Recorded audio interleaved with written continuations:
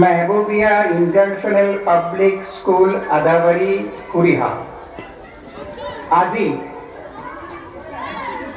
বৰঘৰৰ বৰ চোতালত এই বৰসবাহত সভাপতিত্ব কৰা মাননীয় সভাপতি মহোদয়, শিক্ষাগুৰু তেখেত, ভাল লিখক, এজন ভাল চিন্তাশীল ব্যক্তি আৰু আজিৰ তাৰিখত কাৰোবাৰ নহ'লেও আমাৰ অঞ্চলৰ কাৰণে তেখেত এগৰাকী অভিভাৱক, অকল ছাত্ৰ ছাত্ৰী নহয় আমাৰো। এইকাৰণে আমাতকৈ তেখেতে বাহালিখিনি ছিনিয়ৰ মানুহ আৰু আমি কিবা অসুবিধা কৰি তেখেতলৈ যাম। আৰু উপস্থিত আমন্ত্ৰিত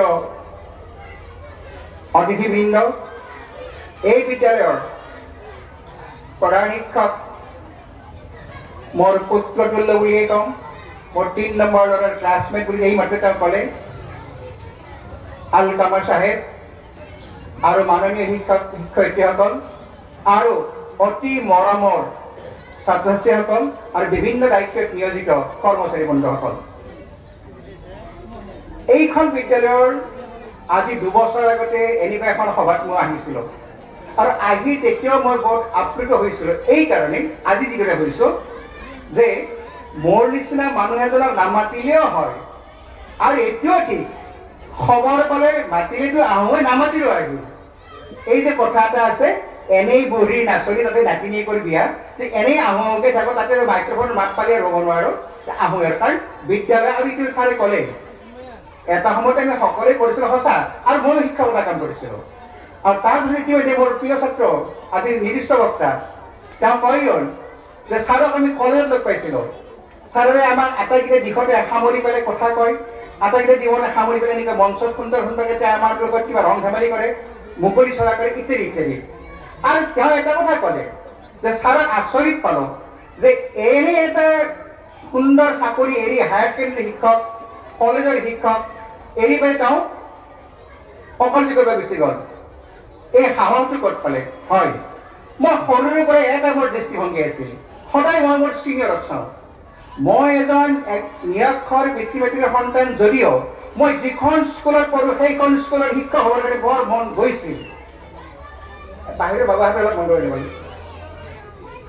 এইকাৰণে যেতিয়া LP স্কুলত গৈছিলোঁ মই ক'লো যে নিৰক্ষৰ পিতৃ মাতৃৰ সন্তান, কি পিন্ধিব লাগে, কি খাব লাগে একো নাজানে, যি পাওঁ তাকে গুচি যাওঁ আৰু তেতিয়া মন গৈছিল যে মই LP স্কুলৰ শিক্ষক হ'ম। LP স্কুল নহ'লোঁ, মই শিক্ষক হ'ম, মাষ্টাৰ হ'ম। এইকাৰণে যে মাষ্টাৰক চব চলি হৈ কৰে আৰু চব চলি মানে, আৰু মাষ্টাৰে যি কয় সেয়ে হয়, আৰু মাষ্টাৰে বহু কথা জানে, যিটো কথা মোৰ মা দেউতাই নাজানে। গ'ল LP স্কুল পাছ কৰাৰ পিছত সময় ঠেলি দিলে হাইস্কুলত দেখিলোঁ মোৰ শ্ৰদ্ধাৰ শিক্ষাগুৰুসকলে তাতকৈ আৰু ওপৰত জ্ঞানৰ সম্ভাৰ আমাৰ বাবে দাঙি ধৰিলে। আৰু তাৰপিছতে সেই সময়ত মই যিগৰাকী শিক্ষাগুৰুক লগ পাইছিলোঁ, প্ৰধান শিক্ষক অচ্যুতানন্দ চৌধুৰী ছাৰ, এই বুঢ়া বয়সত তেখেতে MA BT পাছ কৰি পেলাই আমি লগ পাইছিলোঁ স্কুলত, তেওঁ এখন হায়াৰ ছেকেণ্ডেৰী প্ৰিন্সিপাললৈ গুচি গ'ল। এইটোৱে মোক আকৰ্ষণ কৰা নাছিল। মোক আকৰ্ষণ কৰিলে ডক্টৰ ভূপেন হাজৰিকাই যদি গুৱাহাটী বিশ্ববিদ্যালয়ৰ নিচিনা এজন প্ৰবক্তা হয়, প্ৰফেচাৰ হয়, তেওঁ চাকৰি বাদ দি পেলাই তেওঁৰ যিটো মই বিচৰা পেচা, গান গাব, তেওঁ গীতিকাৰ, তেওঁ গায়ক, তেওঁ শিল্পী বুলি ওলাই গুচি গ'ল। গুৱাহাটী বিশ্ববিদ্যালয়ৰ আমাৰ নিচিনা মানুহে সেই সময়ত কেৰাণী চাকৰি গুচি গৈছিলোঁ, নাপালোঁ, উধাই মুধাই আমি ধৰিছিলোঁ, উধাই পঠাইছিলোঁ। আৰু তেখেতে কৰিছিল কোনটো, ভূপেন হাজৰিকাদেৱে, যে চাকৰি এৰি পেলাই তেওঁ গান গাব গুচি গ'ল। এইটোৱে মোক যথেষ্ট অনুপ্ৰেৰণা জগাইছিল। যদি ভূপেন হাজৰিকাই দৃষ্টিও পাৰে গীতৰ সভাত মই ভাল পাওঁ কথা কৈ পেলাই, মই ভাল পাওঁ বক্তৃতা দি পেলাই, মই ভাল পাওঁ তাৰিখী গৈ পেলাই, মই ভাল পাওঁ তৰ্ক প্ৰতিযোগিতা, সৰুৰ পৰা মই এটা হবি আছিল। যদিও মানুহৰ বহুত হবি থাকে, হয় মোৰ ভাল ৰিচাইটেশ্যন কৰিছিলোঁ। ৰিচাইটেশ্যনৰ বাবে মই কওঁ এইটো কথা যে মই LP স্কুলৰ পৰা আমি নকওঁ যদিও হাই মাদ্ৰাছাত পঢ়িছিলোঁ। মই হাইস্কুলৰ পৰা কলেজৰ পৰা ইউনিভাৰ্চিটিলৈকে কবিতা আবৃত্তি কৰি মোৰ আগত কোনো বঁটা দিব পৰা নাছিল। হয়তো ফাৰ্ষ্ট নহ'লেও ছেকেণ্ড থাৰ্ড কৰিছিলোঁ। এতিয়া মই বুঢ়া বয়সতে BA পঢ়িব যাতে তাতো মই ফাৰ্ষ্ট হৈছিলোঁ। দিনক এইটোৱে আছিল মোৰ মূলধন, যে যদি ভূপেন হাজৰিকাই যাব পাৰে মই কিয় নোৱাৰিম বুলি ওলাই গৈছিলোঁ। আপোনালোকৰ দোৱাৰ আশীৰ্বাদত আগবাঢ়িছোঁ আৰু আজি আপোনালোকৰ দোৱাৰ, এইটো প্ৰফেশ্যনেল কথা মই নকওঁ। আচ্ছা, প্ৰফেশ্যনেল তিক্ত অভিজ্ঞতা কম, মই পিছত কম। এতিয়া মই মূল কথা আহিছোঁ। এডুকেশ্যন বুলি কয় ইংৰাজীত, আমি এটা শিক্ষা বুলি কৈছোঁ। এই শিক্ষা বিদ্যা, এডুকেশ্যন আৰু আমি আৰবীত কওঁ ইয়াতে, আৰবীৰ প্ৰাধান্য বেছি, ইলিম।